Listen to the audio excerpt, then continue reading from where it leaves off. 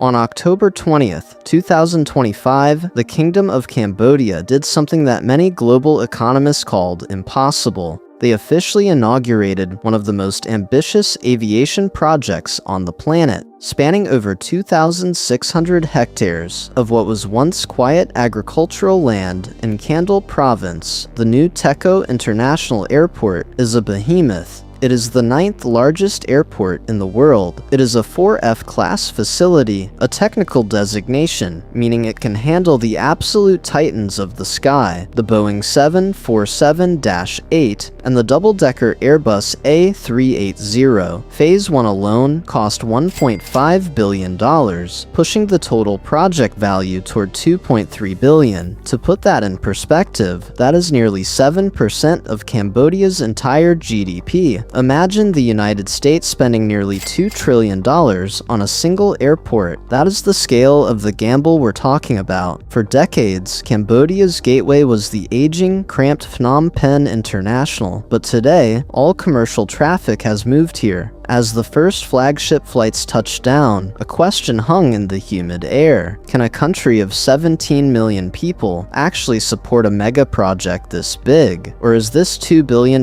gateway to the future destined to become the world's most expensive ghost town? The tree canopy. To understand why this airport exists, you have to look at who built it. This isn't just a concrete box in a field. It was designed by Foster and Partners, the legendary British firm behind London Stansted, Hong Kong International, and Apple's spaceship headquarters in California. The architecture is a love letter to Khmer culture. The roof is a massive, light-filled grid shell that mimics a forest canopy, supported by tree columns. It's designed to be a green sky project, using natural light to cut energy costs, and featuring lush vertical gardens throughout the terminal. But the design isn't just about aesthetics, it's about scalability.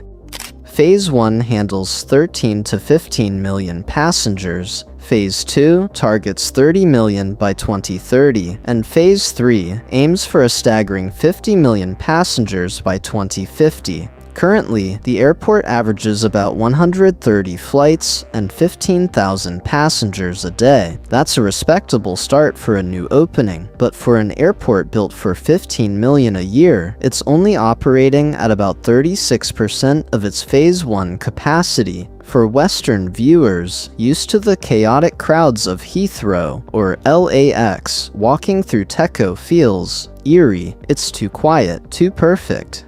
The geopolitical price tag. Now, let's talk about the money. Where does a developing nation find $2 billion for a luxury airport? The project is a joint venture between the Cambodian government and the OCIC Group, one of the country's largest conglomerates. But the backbone of the financing came from the China Development Bank. This is a flagship project of China's Belt and Road Initiative. For the Cambodian government, this is Diamond Hexagon Cooperation, a way to modernize their infrastructure and lower logistics costs, which currently eat up over a quarter of their GDP. But for Western analysts, it looks like a classic case of debt trap diplomacy. We've seen this story before. In Sri Lanka, the Hambantota port was built with Chinese loans, couldn't turn a profit, and was eventually leased back to China for 99 years. The country's economic crisis and the desperate need for funds may have pushed it towards more trouble. Colombo may have walked into China's debt trap diplomacy. Critics fear that if Techo doesn't hit its passenger targets soon, the sovereign debt could become a sovereign leash, giving Beijing even more influence over a country that is already its closest ally in Southeast Asia.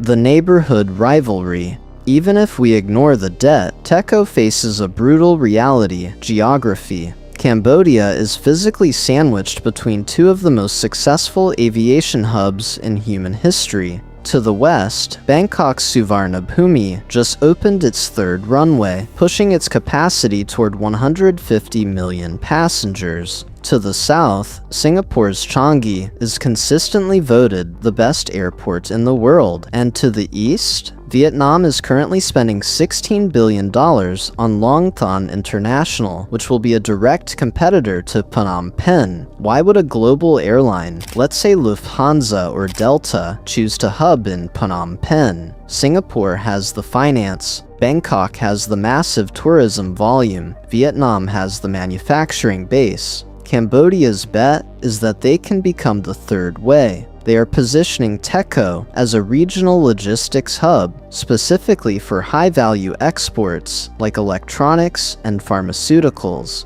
They've even partnered with SIA Engineering from Singapore to turn the airport into a regional maintenance and repair center. They aren't just trying to be a bus stop for tourists, they're trying to be a garage for the world's planes. But there is one glaring issue that every traveler notices the moment they land. You can't get to the city easily. Techo is 20 kilometers south of Phnom Penh. In a western city, that's a 20-minute train ride. In Cambodia, it's a journey through rural outskirts and heavy traffic. While a dedicated expressway is nearing completion, the promised light rail link is still mostly on paper. Then there's the tourism problem. In 2025, Cambodia saw about 5.6 million international visitors. A significant number, but it highlights a massive capacity gap. If you build a 50 million passenger airport in a country that currently sees 6 million tourists, you are effectively building for a future that hasn't arrived yet. It's a field of dreams strategy. Build it and they will come.